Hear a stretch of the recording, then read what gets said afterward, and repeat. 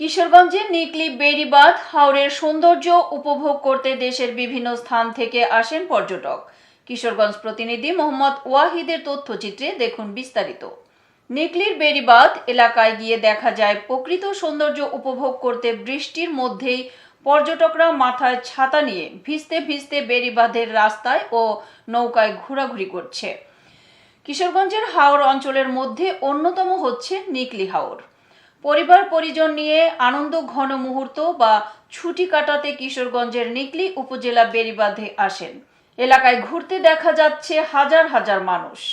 দেশের বিভিন্ন অঞ্চলের পর্যটকরা দল বেঁধে শত শত মোটর বাইক এবং প্রাইভেট কার মাইক্রোবাস করে পরিবার পরিজন নিয়ে ছুটে আসেন এখানে।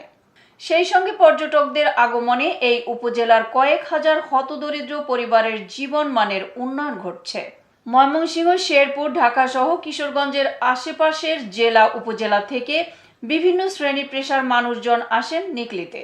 সুখ শান্তিতে আছি এই নৌকা বায়া নিকলি, এরপরে মিঠামন, এই মধ্যে দিয়ে আমরা নৌকা চালাই।